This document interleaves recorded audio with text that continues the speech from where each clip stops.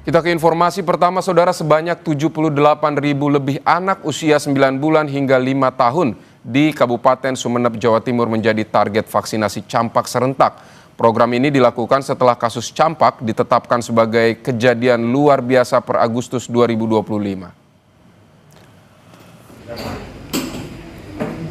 Dinas Kesehatan P2KB Sumeneb menyiapkan 9.825.000 vial vaksin campak untuk program imunisasi massal. Pelaksanaan vaksinasi dijadwalkan mulai 25 Agustus 2025 dan berlangsung sampai 3 pekan di 26 puskesmas, baik di daratan maupun kepulauan.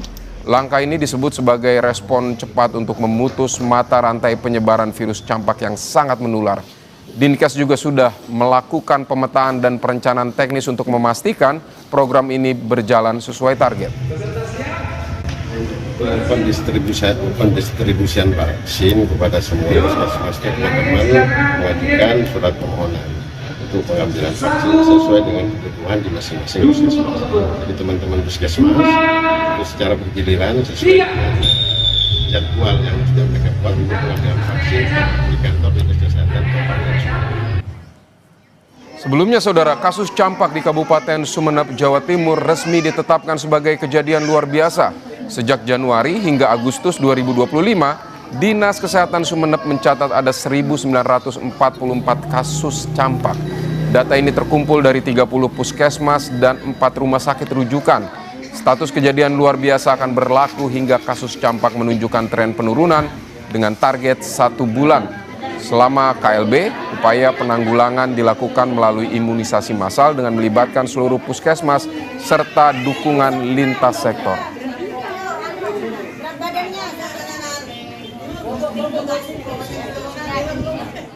Saudara, status KLB campak sudah ditetapkan, lalu bagaimana langkah penanganan serta pencegahan agar KLB tidak meluas? Telah bergabung bersama kami Kepala Dinas Kesehatan Kabupaten Sumeneb, Ibu Elia Fardasa. Selamat siang Bu Elia, dengan Bella di studio.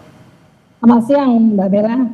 Ya Bu Elia, sepanjang 2025 tercatat ada 12 anak yang meninggal dunia karena kasus campak. Sebenarnya apa yang menyebabkan lonjakan kasus ini terjadi dan hingga mencapai lebih dari 1000-an kasus, Bu? Jadi kasus yang meningkat karena pada saat ini Sumeneb terjadi kekosongan kekebalan komunitas yang ada pada saat ini.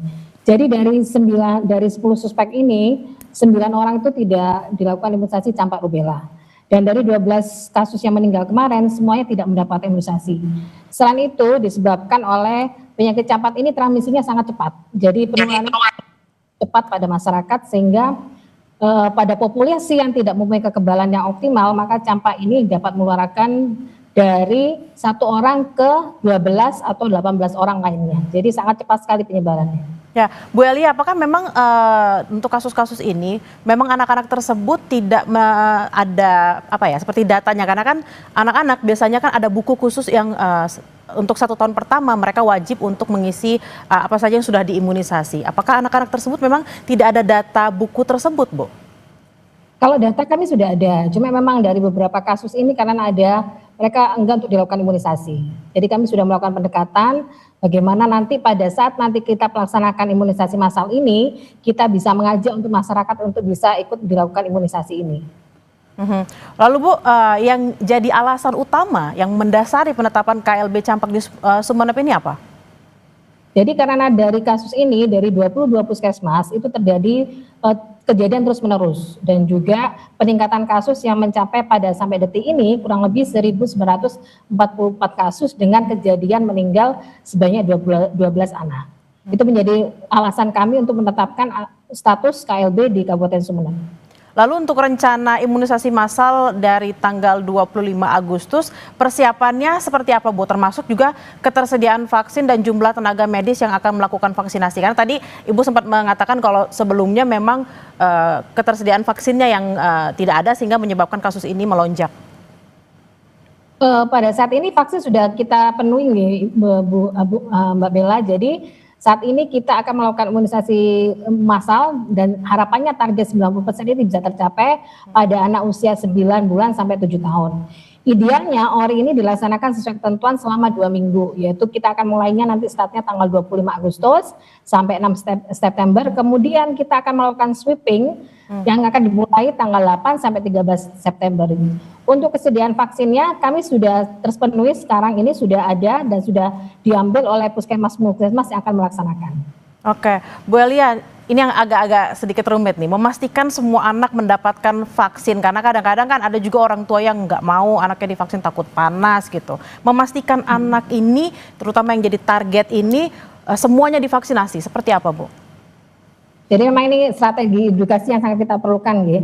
Jadi memang kemarin itu kita sudah mengumpulkan semua linsek untuk meyakinkan kesiapannya mendukung kegiatan ini.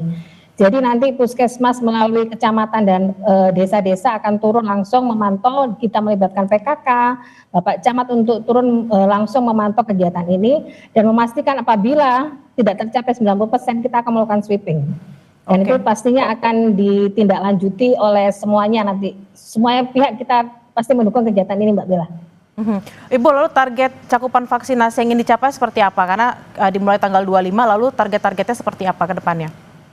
Jadi untuk mencapai target ORI ini kita harus 90% dari target kita. Jadi kalau apabila kurang lebih dari 90% dari 74.000 sasaran itu harus terpenuhi. Oke, berarti memang harus pengawasannya juga di daerah gitu ya Bu ya. Nah lalu balik lagi nih Bu, kadang-kadang agak susah terutama untuk orang tua ya, mengedukasi orang tua terutama supaya serius menanggapi penyakit ini, bukan cuma campak. Karena kita tahu biasanya kalau misalnya orang tua nggak mau campak, yang lain-lainnya biasanya juga nggak mau divaksin nih Bu. Jadi memang kita sekarang ini memang sudah berkoordinasi juga dengan kemarin itu Kepala Dinas Pemerintah Desa sudah memastikan apabila desa-desa yang kurang capaian campaknya itu akan kita monitor langsung.